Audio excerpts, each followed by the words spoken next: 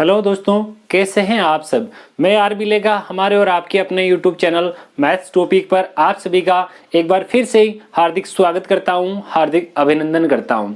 किसी ने बहुत सही कहा है कि कामयाबी के सफर में धूप का बड़ा महत्व होता है, क्योंकि छांव मिलते ही कदम जो है वो रुकने लगते हैं। तो हमें अपने कदमों को आगे बढ़ाते रहना है, हम अंततः बहुत ही अच्छी ऊंचाई पर पहुंच चुके होंगे। इसी के साथ आज मैं आपके लिए लेकर आया हूं बहुत ही शानदार जबरदस्त टॉपिक जो है कैलेंडर का। ये जो टॉपिक है मोस्ट ऑफली सभी भर्तियों में पूछा जाता है, और जिस भी भर्ती में पूछा जाता है तो कम से कम 2 या 3 प्रश्न यहाँ से पूछे जाते हैं। तो यहाँ से बहुत ही अच्छा प्रश्न पूछने के चांसेस होते हैं। इसमें संबंधी हम छोटी से छोटी चीज को बारीकी से समझते हुए आगे बढ़ेंगे। तो सबसे पहले शुरुआत करते हैं आपके लिए कैलेंडर की। तो इसका ध्यान रखें कि सबसे पहले मैं बात करता हूं, एक तो होता है सामान्य वर्ष। क्या होता है? एक तो सामान्य वर्ष, एक होता है लीप वर्ष।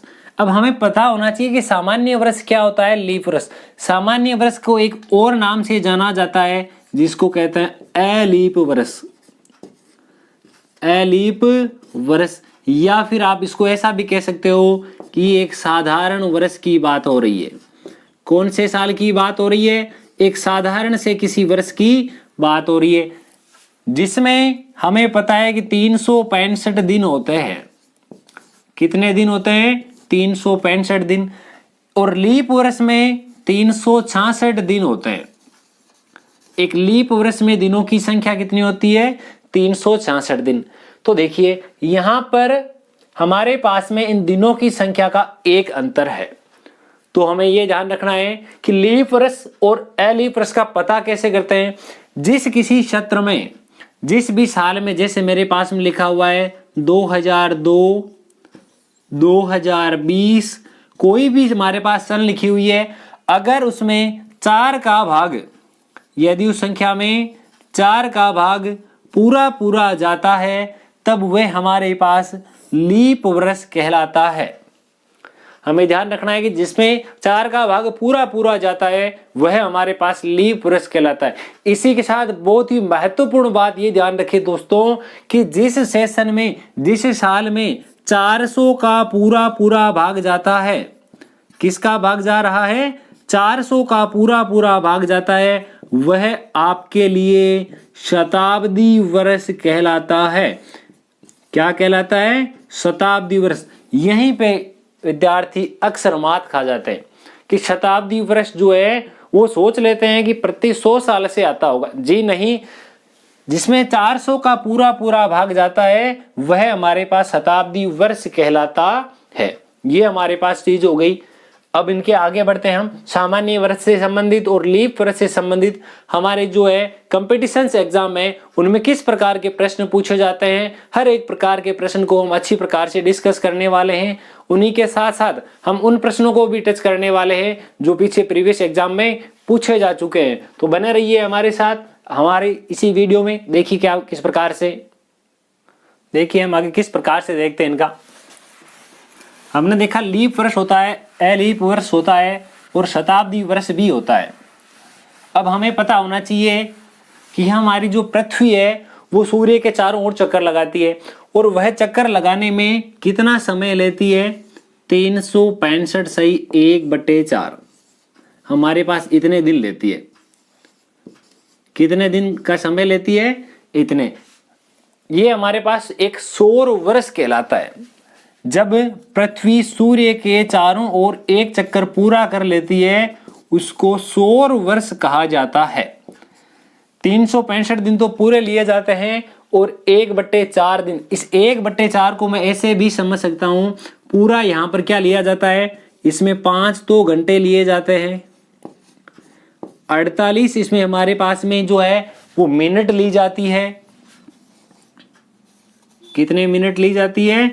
48 मिनट, और तकरीबन 47.5 सेकेंड होते हैं। पूरे 6 घंटे नहीं होते हैं, यहाँ पर 6 घंटे में 1/4 डे होता है, जबकि यहाँ पर हर साल में 365 दिन 5 घंटे 48 मिनट और 47.5 सेकेंड का समय होता है।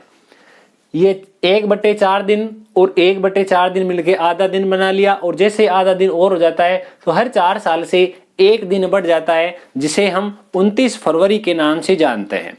हम बोलते हैं कि 29 फरवरी 4 साल में एक बार आती है, वो इसी वजह से आती है। अब हम और से आगे बढ़ते हैं। देखिए, पहले मैं एक सामान्य किसी वर्ष पर जिसमें 365 दिन होते हैं उसी की बात करता हूं। बहुत ही अच्छी चीज है, आप चाहें तो किसी नोटबुक में नोट कर लीजिएगा।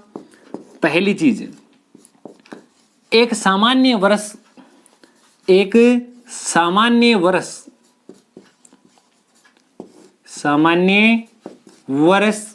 जिस वार से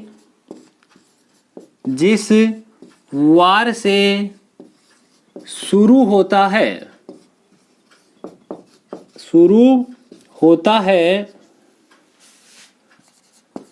उसी वार पर समाप्त भी होता है।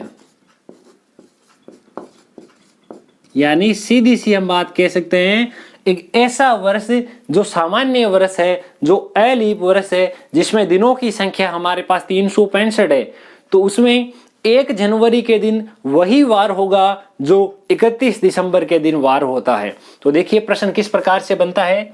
यदि ये हमारे पास क्वेश्चन को पूछने के छोटा सा क्वेश्चन बता रहा हूं आपके लिए। यदि 1 जनवरी 2001 को संडे है, क्या वार है? संडे है। तो बताइए कि 31 दिसंबर 2001 को कौन सा वार होगा। और इस प्रकार का प्रश्न पूछ करके हमें 4 ऑप्शन दे दिए अलग अलग वारों के, तो हमें बिना सोचे समझे एक ही काम करना है कि एक सामान्य वर्ष की जैसे ही बात हो, वह जिस वार से शुरू होता है, जहां से उसकी स्टार्टिंग होती है, उसी वार पे वो समाप्त हो जाएगा, यानी 31 दिसंबर। इसी एक लाइन पर अलग अलग लोगों के अलग अलग मत होते हैं, कईयों में ये भ्रम भी हो जाता है। देखिए, एक सामान्य वर्ष ये ठीक है, इसके आधार पर ये करेक्ट क्वेश्चन बनता है। विद्यार्थी गलती कहाँ करके आ जाते हैं, देखिए इस प्रश्न को थोड़ा सा अगर घुमाकर पूछ लिया एग्जामिनर ने, तो हमारे जो मित्र है वो गलत करके आ जाते हैं। तो उनके लिए हम देखते हैं। देखिए क्वेश्चन ऐसा पूछा है, यदि हमारे पास में जैसे 12 जून 2005 को फ्राइडे है, कौन सा वार है? शुक्रवार है। यदि हमारे पास में 12 जून 2005 को शुक्रवार है, तो 13 जून 2006 को कौन सा वार होगा? ऑप्शन ए कि शुक्रवार, ऑप्शन बी शनिवार, ऑप्शन सी गुरुवार। एक ऑप्शन और भी हमारे पास उपलब्ध हो सकता है। तो हमें क्या करना है, इनमें से एक करेक्ट ऑप्शन का चयन करना है। तो यहां दिया हुआ है 12 जून 2005, यानी एक जो वर्ष दिया गया है वो तो एक सामान्य सा वर्ष है, ठीक है। जबकि इसके साथ साथ यहां भी ध्यान रखें कि ये आगे वाला साल कौन सा है। ये चाहे अगर लीप वर्ष नहीं है, मैं देखिए ये इसको भी लीप वर्ष में देख लेना कि ये तो नहीं है, क्योंकि अगर इसमें लीप वर्ष होता तो चल जाता, कोई फर्क नहीं पड़ने वाला, क्योंकि जून का महीना है और फरवरी बीत चुका है। क्योंकि जो लीप और एलीफ का जो डिफरेंस है वो फरवरी के दौरान ही आता है, इसमें फरवरी बीत चुका है, अब इसमें कोई प्रॉब्लम नहीं है। अब इसमें ध्यान रखना क्योंकि फरवरी इसके बीच में आने वाला है। अगर ये लीप वर्ष हुआ तब ये वाली चीज काम नहीं आएगी। उसके बारे में कौन सी काम आएगी वो हम पॉइंट नंबर 2 में डिस्कस करने वाले हैं। हमें पता है दोनों ही सामान्य वर्ष है। तो जो 12 जून को वार है वो कौन से तारीख को होगा? अब ये सेशन हमारा कब खत्म हो रहा है वो देखिए, 12 जून से जैसे ही स्टार्ट हो रहा है, वापस जब 12 जून आएगा तो हमारे पास देखिए 12 जून से जब वापस 12 जून आएगा, एक साल अब नहीं हुआ है, ये एक साल खत्म हो गया था हमारे पास 11 जून को। कौन से वार को हो गया था? हमारे पास में 11 जून को जो हमारे पास जो है वो साल खत्म हो गया था। मुझे पूछा है 12 जून को कौन सा वार है। क्या पूछा है? 12 जून को कौन सा वार होगा। तो देखिए 11 जून को तो वही वार होगा जो शुरुआत में था। 12 जून को ठीक वह वार हो जाएगा इससे एक आगे। शुक्रवार था तो 12 जून के दिन हमारे पास में शनिवार होगा। अगर हमारे पास में ऐसा प्रश्न आता यहां पर 12 जून होता तब मैं शनिवार करता। इसका एक बहुत ही अच्छा उदाहरण देखते हैं। अगर किसी बच्चे का जन्म 12 जून को हुआ, एक सामान्य वर्ष की बात कर रहे हैं, ठीक है। एक किसी बच्चे का जन्म 12 जून 2005 को शुक्रवार के दिन हुआ है, तो वह अपना अगला जन्मदिन कौन से वार को मनाएगा। ऐसा प्रश्न आए तो 12 जून 2005 को जन्म हुआ उसका, तो उसका जन्मदिन मनाया जाएगा 12 जून 2006 को। कौन से वार के दिन? शनिवार के दिन। परंतु ध्यान रहे दोस्तों, इस प्रश्न में मुझे 13 जून का बताना है, 12 जून का नहीं बताना है। और ये मेरे पास शनिवार जो है वो 12 जून का है, 13 जून का नहीं। अगर 12 जून को शनिवार है तो 13 जून को मेरे पास संडे हो जाएगा। और ऑप्शन मेरे पास इनमें से कोई नहीं। जो हमारे पास फोर्थ ऑप्शन होता है कि नन ऑफ दीज, इनमें से कोई नहीं, वो वाला ऑप्शन जो है वो करेक्ट हो जाएगा। यहाँ अक्सर विद्यार्थी यही गलती करके आ जाते हैं कि ये शनिवार आया और मारो इस पे टिक। इसी एक टिक की वजह से हम पता ही नहीं कितने विद्यार्थियों की भीड़ में पीछे चले जाते हैं, क्योंकि कंपटीशन एग्जाम में एक नंबर बहुत ही बढ़िया मायने रखता है। तो देखिए, और इससे अच्छे अच्छे प्रश्न हमें आपके लिए लेकर आए हैं। आगे बढ़ते हैं। देखिए इसी के साथ किस प्रकार के आपके लिए जो प्रश्न है वो बन के आ रहे हैं, वो साथ साथ ये भी जरूर बताएं कि ये जो वीडियो है वो आपके लिए कैसा साबित हो रहा है। अगर आपको ये वीडियो अच्छा लगे तो अपने फ्रेंड्स सर्किल में सभी को शेयर करें। साथ साथ हमें कमेंट बॉक्स में लिख करके जरूर बताएं कि आपको ये वीडियो जो है वो किस प्रकार का लगता है। ये तो बात थी लीप वर्ष की। अब मैं बात करता हूं, ये सामान्य वर्ष की बात थी। अब मैं बात करता हूं अगर इसी के स्थान पर अगर लीप वर्ष दिया जाए, कौन सा वर्ष दिया जाए? लीप वर्ष। जिस वार से शुरू होता है, लीप वर्ष जिस वार से शुरू होता है, या लीप वर्ष की जिस वार से शुरुआत होती है, उससे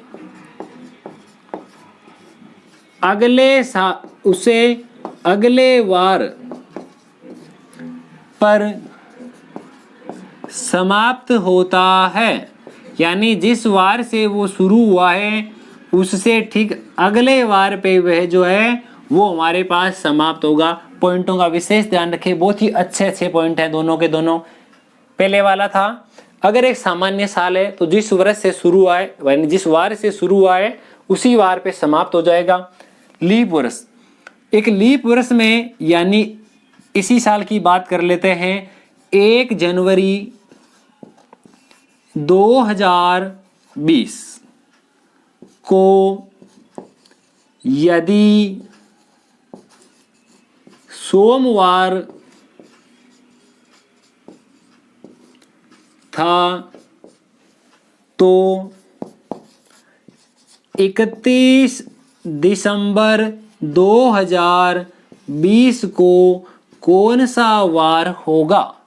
ऑप्शन ए रविवार, सोमवार, मंगलवार, बुधवार। ये हमारे पास 4 उपयुक्त ऑप्शंस हैं। इनमें से किसी एक उपयुक्त आंसर को हमें चयनित करना है। तो देखिए हमने लिखा है किसी एक लीप वर्ष में जिस वार से शुरुआत होती है उससे अगले वार पर समाप्त हो जाएगा। तो 1 जनवरी के जो दिन है यानी सोमवार, उससे अगला वार यानी कि इसका ऑप्शन आ जाएगा मंगलवार। कौन सा आ जाएगा? मंगलवार। अब ध्यान रखें, इस प्रकार के प्रश्न से संबंधित हम त्रुटि कहां कर देते हैं, उससे संबंधित प्रश्न भी लिख लेता हूं मैं। अगर मेरे पास प्रश्न ऐसा आया, यदि कोई भी नाम लिख लेते हैं, जैसे श्याम, यदि श्याम को हमारे पास में देखिए कोई भी एक वार मान लेते हैं, जैसे कि 5 जनवरी 2020, 5 जनवरी 2020 को एक पुत्र रत्न की प्राप्ति हुई, पुत्र रत्न की प्राप्ति हुई, तो बताइए कि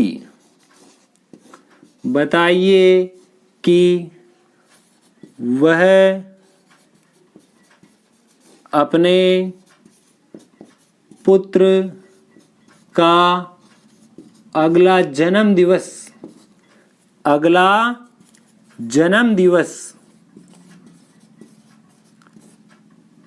अब 5 जनवरी 2020 को, और वार भी हम डिसाइड कर लेते हैं, मान लिया वो संडे को, 5 जनवरी 2020 को संडे को श्याम के एक पुत्र रत्न की प्राप्ति हुई, तो बताइए कि वह अपने पुत्र का अगला जन्म दिवस कौन से वार को मनाएगा, कौन से वार को मनाएगा। ऑप्शन ए हमारे पास में है कि सोमवार, ऑप्शन बी है मंगलवार, ऑप्शन सी है बुधवार, और ऑप्शन डी है रविवार। ये हमारे पास 4 ऑप्शन है, और इनमें से किसी करेक्ट ऑप्शन को हमें चयनित करना है। तो देखिए, हमने देखा कि लीप वर्ष की जहां से शुरुआत होती है उससे आगे वाले पे समाप्त हो जाता है। तो जैसे ही वो 5 जनवरी पे शुरू हुआ, 2020 की बात हुई, तो 2020 में 4 का भाग जाता है, तो ये एक लीप वर्ष है। तो 5 जनवरी से लेकर के जो हमारे पास 4 जनवरी आएगी, यहाँ पर एक साल खत्म हो गया। तो 4 जनवरी कब की बात हो रही है? 4 जनवरी। अब मैंने 4 जनवरी क्यों लिया, आप ऐसा भी समझ सकते थे, क्योंकि दोनों वार स्टार्टिंग वाले और एंडिंग वाले काउंटिंग थोड़ी होंगे, दोनों वार तो काउंटिंग नहीं होंगे। छोटी सी एक बात समझाता हूं आपको, यहां मैं लिख देता हूं सोमवार से लेकर आगे आने वाले सोमवार तक कितने दिन होते हैं। सोमवार से सोमवार तक, या पूछ लिया एक सप्ताह सोमवार से शुरू होता है और सप्ताह में दिन कितने होते हैं? 7, क्योंकि सोमवार से सोमवार तक 2 ये वार कर रहे हैं, तो यहाँ एक ही गिना जाएगा, या तो इसको गिन लो या इसको गिन लो। इसी प्रकार अगर दोनों को काउंट कर लेंगे तो सप्ताह में 8 दिन होते हैं, जो कि होते नहीं है। तो मैं 5 जनवरी को काउंट करता हूं, तो इधर मुझे 4 ही लेना पड़ेगा, ये पूरा एक साल बीत गया। तो ये जिस पे वार पे शुरू होता था, यानी संडे को, तो इससे आगे वाले दिन पर खत्म हो गया साल तो पूरा।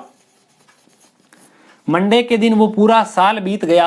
अब जबकि ये उस दिन तो 4 जनवरी थी, और उसको अपने पुत्र रत्न का जो बर्थडे मनाना है, हैप्पी वाला बर्थडे, वो कब मनाना है? वो 5 जनवरी के दिन मनाना है। और 5 जनवरी के दिन इससे +1 हो जाएगा, क्योंकि 4 तो जनवरी है ही, उससे 5 जनवरी को सोमवार से जस्ट आगे मंगलवार, जो कि बी ऑप्शन होता है कि जय बजरंगबली, मंगलवार के दिन वो अपने पुत्र रत्न का हैप्पी वाला बर्थडे मनाएगा।